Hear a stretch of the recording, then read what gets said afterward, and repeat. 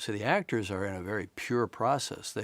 Some of them have likened it to, black box theater, no set, no lighting, no nothing, just the other people. And so their emotional axis in the scene is not distracted by anything. It's just that other actor. They have that with each other. That's all they need. That's all actors need, is an emotional reality to play within.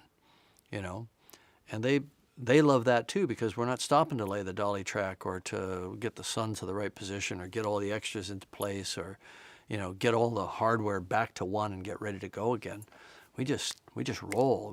Okay, all right, let's do it again. Let's go back to one. Let's do it again. And we just get into a session. Sometimes we'll record for 10, 12 minutes straight, maybe 5, 10 takes, different ideas. Hey, why don't you do this? I'll throw them a line on the fly.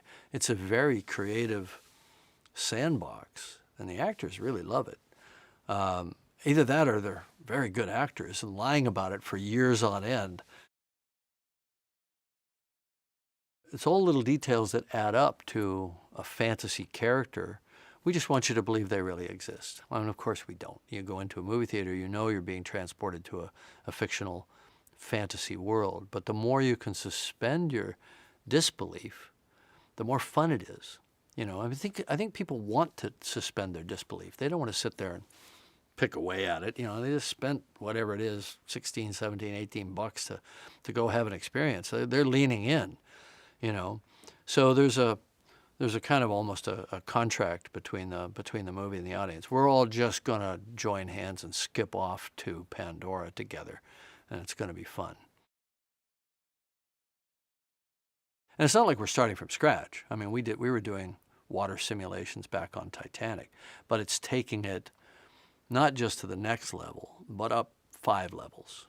If we started 5 or 6 years ago with our study of water and our quantification of it and how we create these simulations, we had to future-proof ourselves for 5, 6, 7 years down the line. To be ahead of the curve right now, today, as we're finishing the film. So I'd say water was the biggest problem, and that's something we knew going in. That was going to be our challenge. But the beauty of it is, if you can solve water for this movie, which we've done, which Weta has done, and we worked with them to do it, you never have to look back. You never have to worry about it again. You can do all water anytime until the end of time. Right? So these tools become incredibly important to the effects industry at large.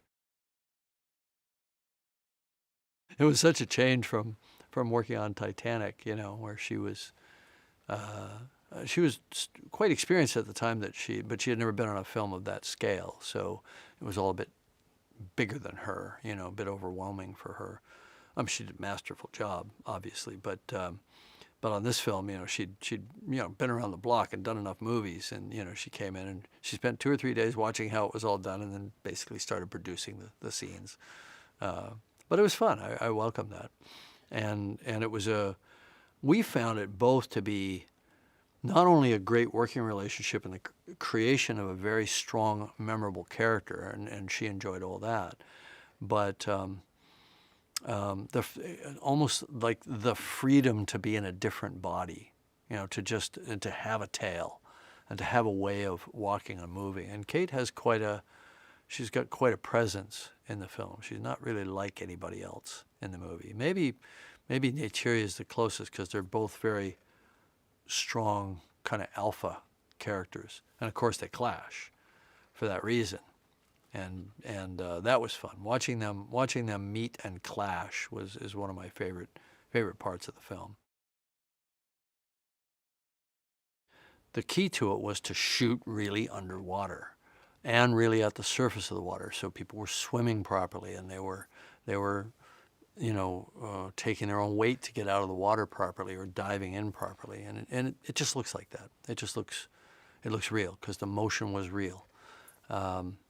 And the emotion was real, because these kids are having to learn how to be underwater. They don't know how to be underwater. They were raised in the forest. And so, their fear factor probably helped. Although everybody was very, very well trained. And we used a very safe and systematic way to allow them to dive. They were all scuba trained, but we didn't use scuba. We just did that so that they got used to being underwater for long periods of time. And we went to Hawaii and we got everybody on scuba, but we were also doing free diving training at the same time. I don't think the audience gives you brownie points for making what they think of as photography look like photography. It doesn't work that way. You don't get extra. You only get dinged if you don't do it. But you don't get any bonus. It doesn't make it a better movie in their minds. What makes it a better movie is the people, the characters, the creatures, the things they're seeing, the things they're experiencing. But if they can let go of their disbelief, like, did these guys go to this other planet and shoot it, in that handheld documentary style? I feel like I'm really there. It's all working at a subliminal level. It's taking away the disbelief. And if they believe in it and they invest in it, now it's up to the story and the characters to work on the audience's heart and mind.